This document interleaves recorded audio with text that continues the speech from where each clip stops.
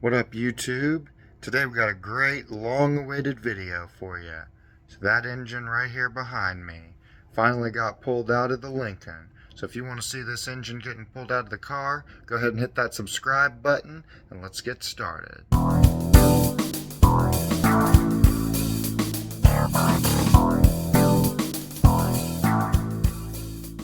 Alright, so if you saw in the last video, we got the car off of the trailer and I've got it jacked up as safely as I can using the boards on the jack, cinder blocks on the jack stands.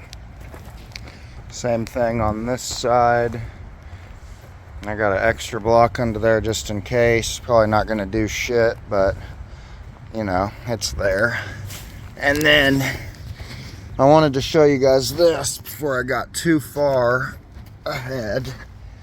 I went ahead and removed the starter, and I'll show you that. You can kind of see where that top bolt hole is, right above my finger. So the bolt for that one actually comes in from the back side. So I had to kind of go back up in here to get at it. And then the bottom bolt goes from the front side right there. And I've also gone ahead and taken these two bottom bell housing bolts out.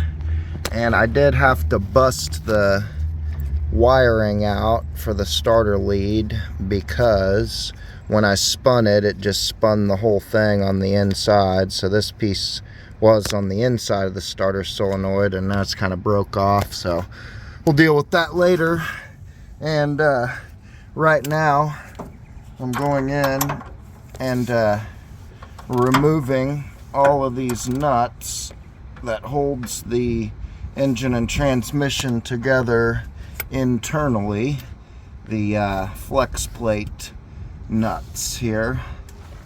And so that's kind of where I'm at right now as far as working towards the engine. Also, I haven't showed this on video yet, but I did this before I even took it off the trailer. There's a nut up in this little cavity right behind the spring here. There's one on both sides. I'll try to show you the other one. I don't know if you're going to be able to see that or not. Maybe. There's a stud up in there somewhere. And that stud and this stud are the engine mounts. And I actually had to jack up on the bottom of the transmission here so I could get the starter out through here. And I had the steering wheel turned all the way to the right in order to make that happen. So I'm gonna get these other two nuts off. I got two off, there's two on there, at least I believe there's four total. And once I get that off, I'm gonna move on to the next step. Well, I was having a little trouble with this last one, trying to get it from the starter, but you can't get a socket square on it just due to the orientation of that circle cut hole where the starter goes. And I couldn't even see that there was an inspection cover here because it was so gunked up in oil. Here it is right there. There's that little plate there. And thankfully, after taking that off, I was able to get a socket square on it. So now we've got all of the internal transmission bolts out, and we need to get the external ones off. We've got the bottom two, and then right above where that starter bolt was, I'm gonna try to show you guys. There's the one of the bolts, and then in that exact same spot on the other side, I don't know if you guys are going to be able to see it or not, but there's one more bolt on the lower end on both sides that we need to get to, and that's one of them, and the other one is in the identical spot on the other side. Then the rest of them we can get at from the top. And I'll probably put something right around here, a jack stand or something to support the transmission. Then we've got the dreaded exhaust nuts on both sides. There's two of them. I've already tried to loosen those up. They're tight as shit. So unfortunately, we're gonna have to cut those or something. And then obviously I gotta drain the oil. And then we should be pretty damn close to being able to pull this out. Alright guys, we got another little update here. Went ahead and brought the engine hoist out from the garage. Went ahead and bought a couple $20 sheets of plywood so that I can hopefully roll it back, because obviously this ground is not really ideal to be rolling a jack stand. It's super muddy, and we got some rain coming through. But anyway, I'm going to walk you guys over here, and I apologize for whatever of this video is filmed at night.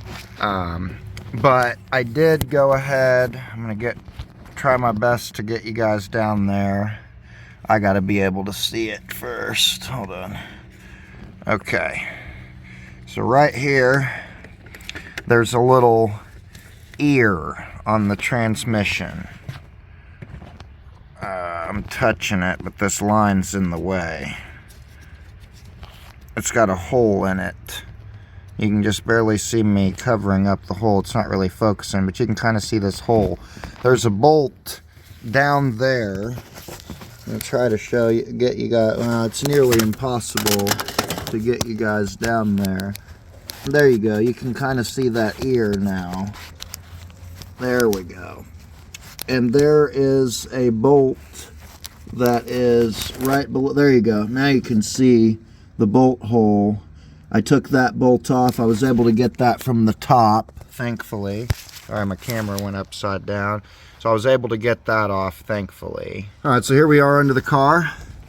I went ahead and put a transmission jack underneath the transmission just to support the weight of it, because the actual mount is way back here, like behind the pan. Actually, you can kind of see where the cross member beam goes across and bolts in there.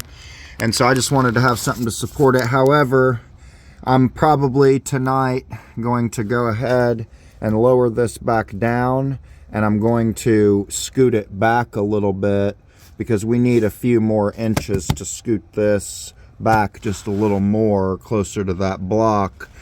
That way we can get the engine hoist square on the engine.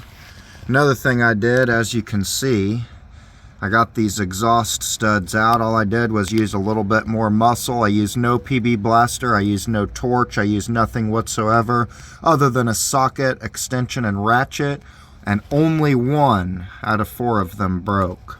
The rest of them came off no problem. I could not believe it. When I said I tried earlier, I meant that I tried on 1, and I assumed that the rest were going to be the same way. But as you can see, we've got the exhaust off. So we do still have this bolt here that's above the starter. I'm going to go ahead and take that bolt off now. With the exhaust down, we should be good. And then also, I want to show you, before I do that, there is also a bolt, which I've already put it back in. You can see that bolt that's just kind of sticking out right down there, and that is where the transmission dipstick goes. And so I've gone ahead and taken that out just to give me a little wiggle room. I don't know for sure if I'm going to have to remove the dipstick tube entirely. If I have to, it is what it is. I don't think I'm going to have to do that in order to get to that bolt down there, but it may be better to go ahead and pull that out just for the sake of clearing the engine out of here and not bending something. So I'm not exactly sure what I'm going to do there. But then we've got 4 more bolts to get to for the bell housing. One of them you can kind of see right there. Right here is one of them. And then right above the ear on this side, I believe, was another bolt, unless that's it. Looks like maybe there was supposed to be a bolt right here too, and it's missing. Interesting. Okay, yeah, that bolt is definitely right there. That one right here is another bolt that I have to take off. Try to zoom in there for you guys. That's the head of the bolt right here. It's kind of gunked up, but I got to get that off. I may actually have to get at that one from the bottom as well, because it looks like it's a really freaking tight space right there. But then we've got this other one here on the top, and then We've got that one there. You can just barely see it. That one there at the top. And that is all. So there's 3 more bolts on the passenger side. And then I believe that there are 2 more, or wait, yeah, 3 on the passenger side. And then we've got this one right here by my light that I'm touching. And then we've got this one right down there, right above that ear. I don't know if you guys are going to be able to see that one, but it's right here. I'm touching it with my finger. There's the bolt right there. It's kind of covered up by all this crap, but it's down there. So I'm gonna go ahead and get that one at the bottom out.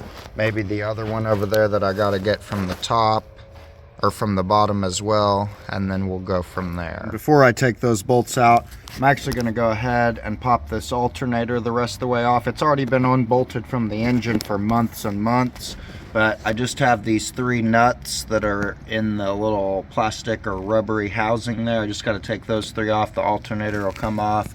And then I got to take this ground wire off of the block there as well. So I'm going to go ahead and actually do that first, because that's some easy steps to knock out real quick. Alright, so we got the alternator off. All the nuts are still in place. Gosh, that sounds rough. Ooh. Anyway, so that's off. And then here's the 2 motor mount nuts that I took off that you saw in the previous clip. Here's the exhaust bolts or studs. Look how rust just took over on these. This is supposed to be all threaded all the way up. This one's still okay, but wow, look how that rust ate up. And here's our flex plate nuts. That's our inspection cover. It needs to be cleaned off. And there's the 3 bell housing bolts that we've got off. So I believe there are 8 total. There's going to be another one right here, and then there's 4 at the top. And then I told you guys I'd show you the starter. Here's the 2 bolts that holds it in, and then you can kind of see how the solenoid got busted when I tried to loosen it. So we're going to have to fix that or replace it. Obviously we're probably going to replace it, but this vehicle was from the days when people would rebuild stuff, so I don't know if we can just pop a new solenoid on there and clean this up, because I know it was still working, so we'll just have to see. It'd be ideal to just get a new one, honestly, but we'll just have to see. But there is the starter and alternator. Now we're going to go out and we're going to get that other bolt off. Alright, I went ahead and loosened that up. Looks like it was a 5/8 as well. And then I pulled the ground wire to the side, put the bolt back in, so I don't have to worry about where it's at for now. And then we'll worry about that once the engine's out and getting torn down.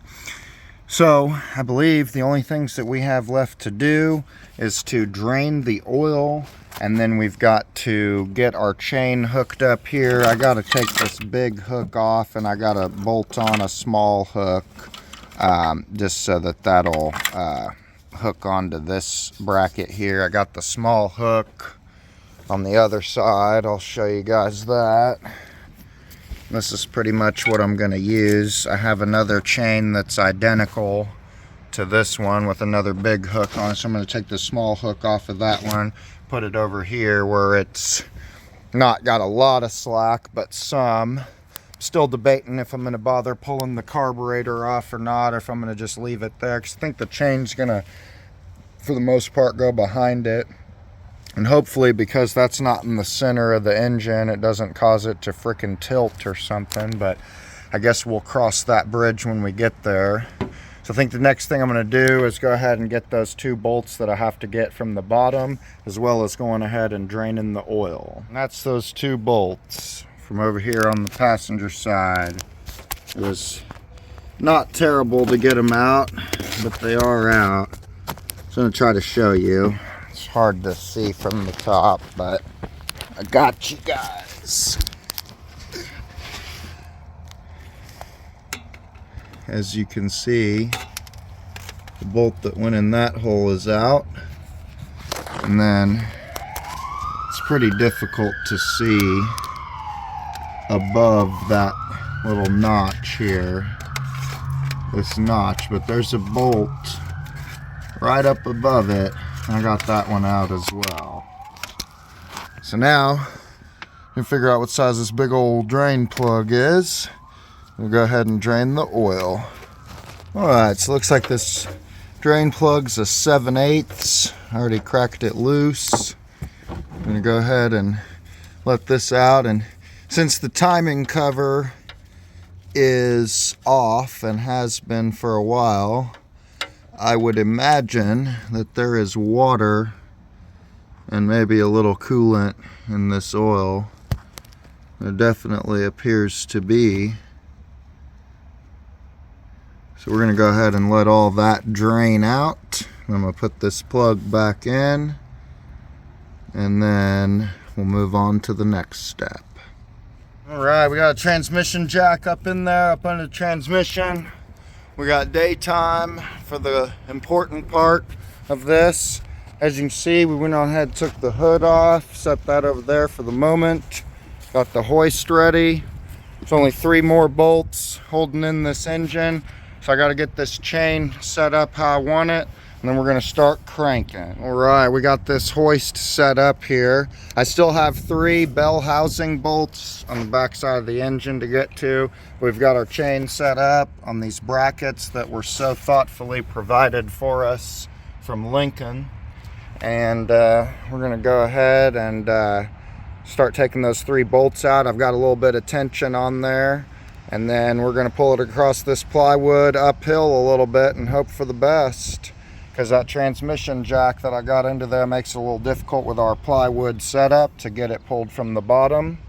Wish us luck, guys. Wish us luck. This will be the first time that your boy has pulled an engine out of a car, like actually pulling it out. I've done a lot of stuff, but not this one specifically. So here we go. That's those last 3 bolts taken out. Ready to go. We are finally split. Got the transmission separated just a little bit, and we're cranking and prying. We're fully split now, fully separated from the transmission. And you can kind of see the engine mount stud down there coming up. We're almost we pretty much are clear on that side. And I don't know, it looks like kind of hard to see on that one. Maybe we can see from the front.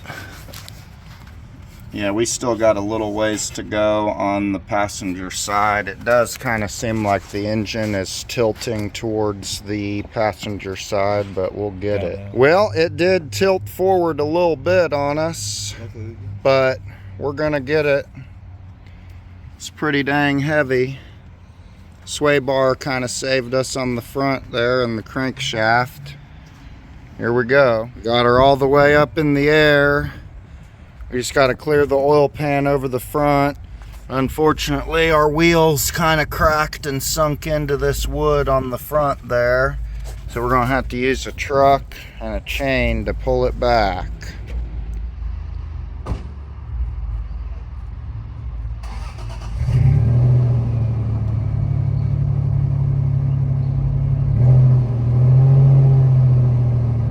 It's tight. Go ahead.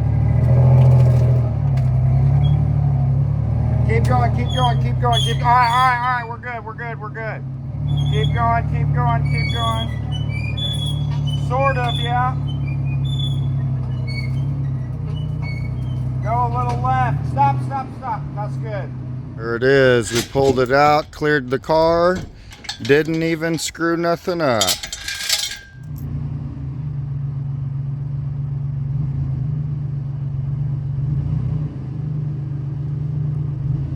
You're still excellent. You can come back some more. Alright, that's probably alright. Got her in the back of the truck on a big roll of insulation here. About to go down to the garage to be disassembled in the next video. Stay tuned. And this is it right here. It's the engine bay with no engine in it. And it's kind of looked like this when I got it. Obviously it needs to be cleaned up, but it's going to be looking more like this when we're done with it. Shinier and clean and black to match the paint that it's going to have. There's our transmission and exhaust and all that good stuff. So stay tuned for probably a couple videos of restoring this engine bay that has nothing to do with the engine itself. Got it here in the garage, jacking it up out of the truck bed. About to put it on an engine stand. Alright guys, it is finally on the stand. Got it off the hoist. Got the truck and the insulation pulled out.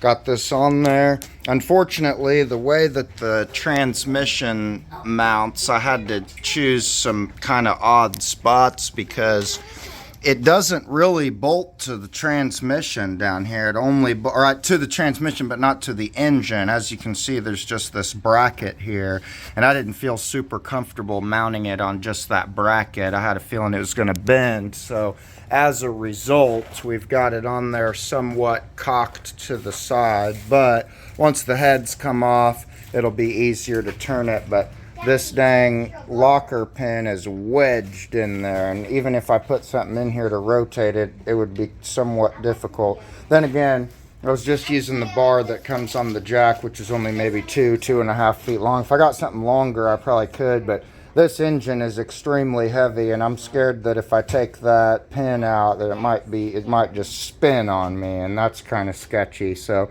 I'm going to start disassembling it, and then we'll flip it over, we'll get the oil pan off and all that good stuff. So definitely stay tuned for that. It's probably going to be the next video or one of the next videos coming up. I know that the true fans of the Andy's Auto YouTube channel, the day one subscribers, are going to be just as excited about this as I am. For those who don't know, this vehicle is the reason that I started my YouTube channel. Without this vehicle and without this engine rebuild project and whatnot, there would be no Andy's Auto. So you can thank this engine for these excellent viewing pleasures that you're receiving from the channel. Right on. That's going to be the end of the video for today, guys. Stay tuned because we're going to be tearing this bad boy down, getting everything all took apart. That way we can send the block and the heads off to a machine shop and get some of the new crucial parts. I am going to be going for a stock build, so if you're interested in that, definitely stay tuned. Otherwise, please like and comment on this video, and I will see you next time.